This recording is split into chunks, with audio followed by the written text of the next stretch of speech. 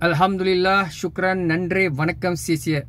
Terima kasih kepada Polis Diraja Malaysia yang dihormati, yang bahagia, Datuk Seri Akri Sani Abdullah Sani selaku Inspektor Jeneral Polis, Pegawai Kanan Bukit Aman, pegawai warga, khususnya ketua-ketua polis CPO negeri seluruh Malaysia, IPD, IPK, warga Polis Diraja Malaysia yang bekerja sebagai frontliner. Kita tidak tahulah berapa lama. Mungkin saya juga mohon supaya pertimbangan bayar saman ini dipanjangkan kepada 31 Disember 2021. InsyaAllah PDRM akan mendapat pulangan yang lumayan kerana masa dipanjangkan dan rakyat boleh turun padang. Dan saya ucap terima kasih kerana PDRM dan anggotanya bekerja tungkul lumus Sabtu dan Ahad.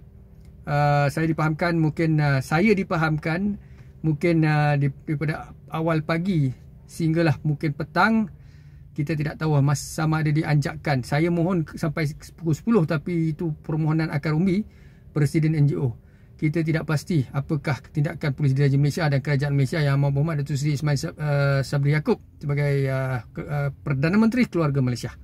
Baik, ini untuk kebaikan rakyat. Sudah pastilah memang ada tekanan, ada juga permasalahan sistem online bayar saman ini.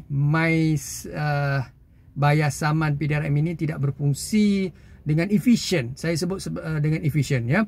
Kerana daripada 9 hingga hari ini pun 11 Disember sangat sukar untuk akses siang, ya, subuh. Memang sukarlah petang dan sebagainya. Saya juga temu bual di antara mereka. Saya tiba di pekarangan Ibu Pejabat Polis Kontingen Negeri 9 pukul 8.30 pagi dan saya dapati hampir 300 meter orang beratur, dan sekarang ini menunjukkan jam hampir pukul 12. Suasana jarak yang sama, ramai rakyat akar umbi yang membayar saman dan ada juga yang membayar saman 1,000 lebih dan sebagainya. Saya duduk di frontline counter untuk membayar. Di belakang beliau saya dapati itu amountnya, dan saya sendiri ada RM600 perlu dibayar.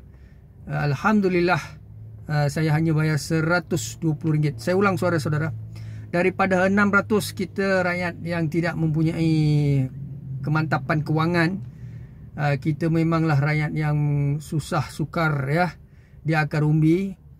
Kita makan gaji, ya, dan kita kais pagi, kais makan pagi, kais petang makan petang, kais malam makan malam dan sebagainya. Apapun saudara, kita jangan merungut apa mampu kita lakukan. Walaupun saya telah angkat suara ini kepada Ketua Polis Negara, Pegawai Kanan dan juga pemimpin-pemimpin kerajaan, Yang Amat Berhormat Perdana Menteri, kita mahu PDRM memperkasakan, menyantuni pandangan akar umbi, memperkasakan sistem online itu. Saya yakin dan percaya kalau PDRM mampu memperkasakan Internet of Things ataupun Industri 4.0 ini, teknologi my bayar saman ini, kerana isu untuk membayar saman setiap tahun dia akan berulang, dan PDRM memang akan maklumkan perkara yang samalah, yang mana sistem terlalu ramai akses dan dia memberi gangguan. Tapi apa pun, bagi saya sebenarnya sistem ini boleh diperbaiki apabila semua pihak duduk dan mengadakan satu mesyuarat khas di Bukit Aman, bahagian IT dan juga mungkin bahagian pentadbiran, dipenguruskan oleh mungkin Inspektor Jeneral Polis. Beliau seorang yang baik, ya, seorang yang profesional. Siapa dia? Ketua Polis Negara. Siapa Ketua Polis Negara Malaysia? Yang berhormat, yang dihormati, ya, Datuk Seri Akri Sani Abdullah Sani, ya. Sebelum ini Datuk Seri Abdul Hamid Madur.